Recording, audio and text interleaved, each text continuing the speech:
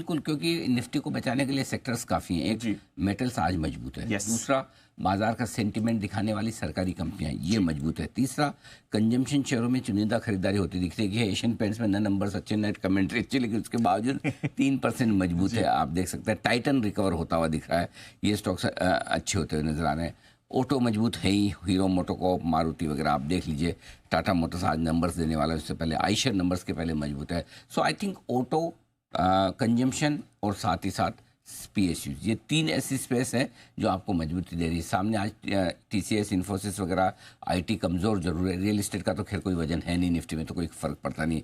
So I think वो ठीक है। दूसरी बात यदि कि अब तक जो नतीजे आए, स्पेशली जैसे पॉलीकैब है, नंबर्स के बाद 8% ऊपर है।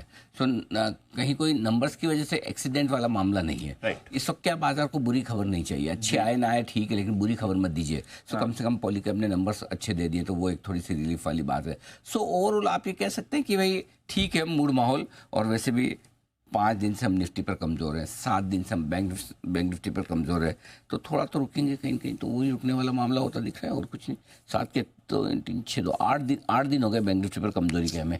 8 दिन से पॉजिटिव बंद नहीं हुए, 5 दिन से निफ्टी पर बंद नहीं हुए। आज की कमेंट्री में मैं एक बार जल्दी से आपको बता दूं कि जिस तरह का मूड माहौल है उसको देखते हुए क्या कुछ करना चाहिए। तो पहली चीज़ तो ये है कि आज के सेशन में आप देखिए सीमित दायरे में उतार चढ़ाव के बीच में कारोबार है इस वक्त, ये आपके सामने। और रैली है, तेजी है, लेकिन इस तेजी में कॉन्फिडेंस थोड़ा कम है बाजार में। मतलब जो एकदम भरोसे से आप भाग जाए, मजबूत हो जाए, सबको डर है। और डर इस वक्त क्या लेने वाले में भी और बेचने वाले में भी, दोनों में बराबर है। लेने वाले में तो डर समझ में आता है जब 8 दिन से आपकी बैंक निफ्टी नीचे बंद हो रही हो, करेक्ट, निफ्टी 5 दिन से हरे निशान में ना बंद हुआ हो, तो उनका डर समझ में आता है। लेकिन अब डर थोड़ा बेचने वाले में भी पहली बार आ रहा है कि मुझे किसी भी भाव पे बेच नहीं देना है।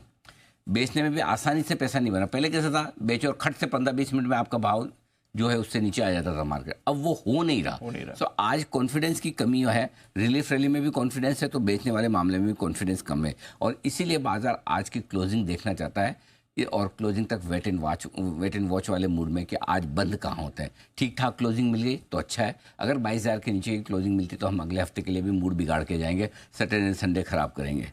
और अगर 22,000 के ऊपर की मिल गई तो ऐसा तो नहीं मूड अच्छा हो जाएगा, लेकिन यह है कि हाँ भाई मतलब ज़्यादा दुखी नहीं होंगे, थोड़े कम दुखी होंगे कि भाई ठीक है अब देखते हैं आगे। नहीं तो ये कि 22,000 के नीचे बंद हुआ तो मान के चलेंगे अगला हफ्ता भी खराब है, वो डिसाइड ही करके जाएंगे। और इसीलिए सारे ट्रेडर्स हो या इन्वेस्टर्स ज़्यादातर अपनी नई पोजीशन के लिए अगले हफ्ते का इंतजार कर रहे हैं, नेक्स्ट वीक में करेंगे, अभी कुछ नहीं।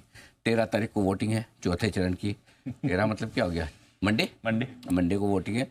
एक तो ये वोटिंग पर मुझे समझ में नहीं आया, सारी वोटिंग के दिन है ना वीकेंड के साथ जोड़ दिए। तो लोग छुट्टी ना लेते हो तो ले लें। एक्चुअली मुझे लगता है वोटिंग कम होने का कारण है कि ये भी हो सकता है। नहीं हो सकता है, बिल्कुल हो सकता है। हाँ, इस पे गौर फरमाना चाहिए। कि मतलब अगर नेचुरली भाई कितने आप ज्ञान दे दें भाई देश के प्रति करते हुए, ये फलाना ढिमका, जिसको छुट्टी मारनी है, जो कामचोर है तो कामचोर ही है, है ना। करेक्ट। तो जिसको छुट्टी मारनी हो तो ये देखेगा अरे वाह ठीक है मेरे एक वोट से क्या होता है, वो थॉट प्रोसेस आ जाती है लोगों के दिमाग में। एग्जैक्टली। ऐसे एक करते करते कितने कम हो जाते हैं, फिर परसेंटेज घट जाता है। बिल्कुल। तो आई थिंक ये तो मिड वीक में रखनी चाहिए। दीप वाला मिड वीक सेशन सही है, बेस्ट वोटिंग के लिए आदमी जरूर जाए और जाओगे नहीं। हाँ अच्छा, जिसकी नहीं है वो भी आराम कर ले मिड वीक में, है ना। और जिसकी है वो दाएं बाएं छुट्टी ना ले। एग्जैक्टली।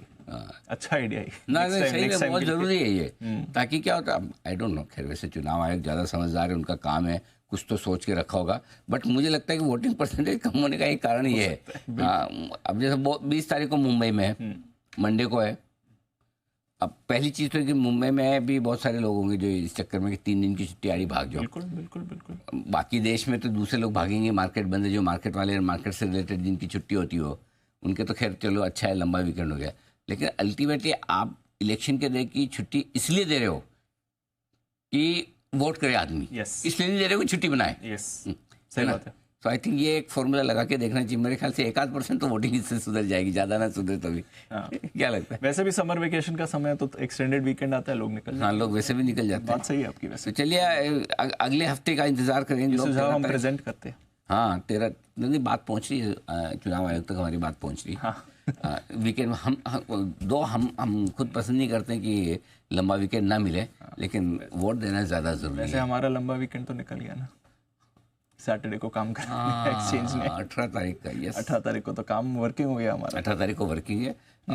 तो और जैसा दीप ने कहा हमारा लंबा वीकेंड निकल गया, इसका मतलब एक चीज़ भी क्लियर हो गई और कि दीप तो 18 तारीख को है ही। For now।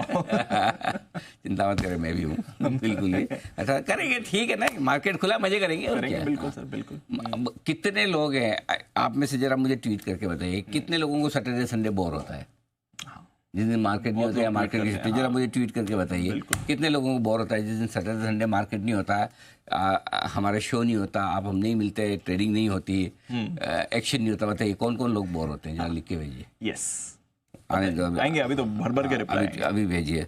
नहीं होते तो भी लिख के भेजना कि नहीं होते हैं। ऐसा नहीं कि जो होते हैं वही लिखें, बहुत जो नहीं होते वो भी लिखें। आप भेजिए मैं लाइफ बहुत एंजॉय करता हूँ तो वो भी लिखिए, उसमें क्या है, लिखिएगा आप जरूर। तो अब आइए नई पोजीशन के लिए अगले हफ्ते का इंतजार है। आज 22,000 के ऊपर निफ्टी और 47,500 के ऊपर बैंक निफ्टी का बंद होना बहुत ज़रूरी है। इसके नीचे बंद होने पर थोड़े अगले हफ्ते के लिए संकेत आ जाएंगे कमजोरी के।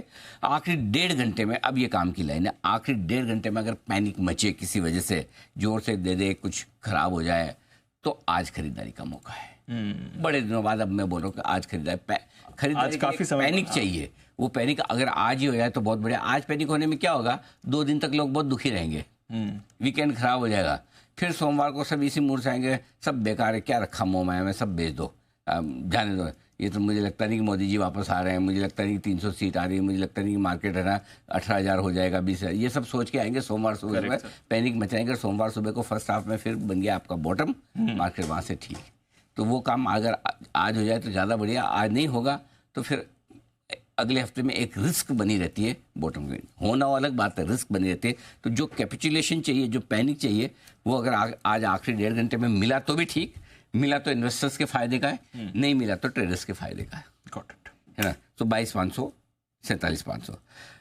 अगर पैनिक हो जाए तो करना क्या है, क्या करना है? पैनिक हो जाए तो 2 चीज़ों में खरीदारी करनी। एक, जिन कंपनियों के रिजल्ट अच्छे आ रहे हैं, मार्केट रिवॉर्ड कर रहा है, अच्छे रिजल्ट वाली कंपनियों को छोड़ नहीं रहे, कोई भी भाव से ले रहे हैं और बिना इंडेक्स देखे हुए ले रहे हैं। यस सर, इंडेक्स देख के तो आप ले ही नहीं सकते, है ना। तो एक तो ये जिनके नंबर अच्छे आ रहे हैं। दूसरा क्या लेना है, जो गिरेगा वही बढ़ेगा।